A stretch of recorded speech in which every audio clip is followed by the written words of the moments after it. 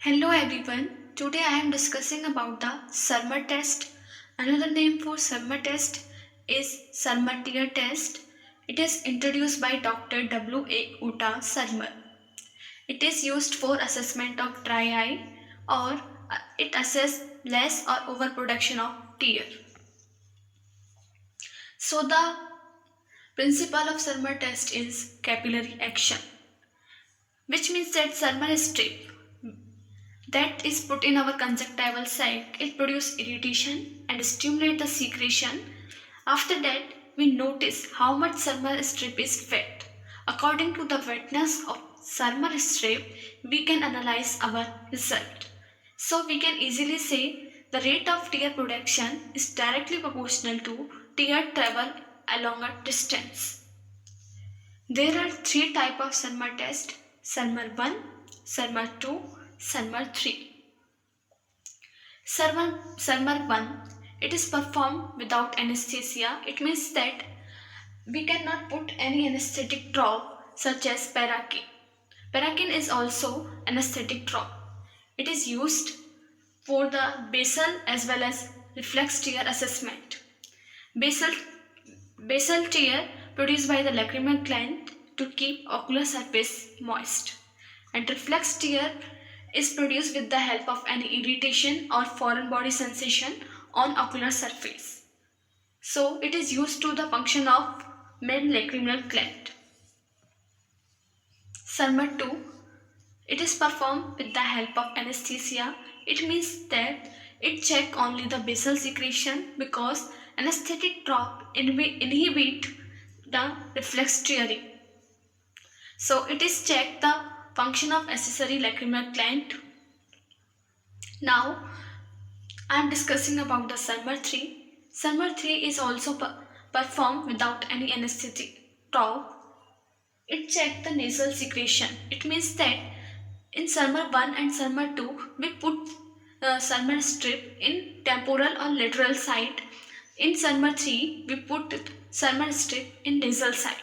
It checks the maximal secretion of lacrimal gland.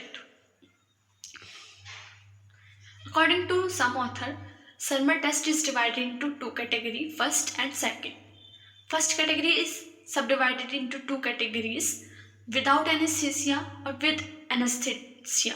It means that Schirmer 1 and Schirmer 2 are belong to this category, and in second category Schirmer 3 is included. What is the material required for Schirmer test? 5 into 35 mm Watchman filter paper number 45 is the only material that is required for Schirmer test. So now I am discussing about the procedure. Fold Schirmer strip 5 mm from end.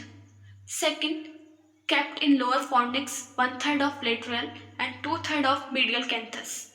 Ask to the patient to close the eye, and Schirmer test is performed only when the external factor is absent, like you can switch off the AC or fan.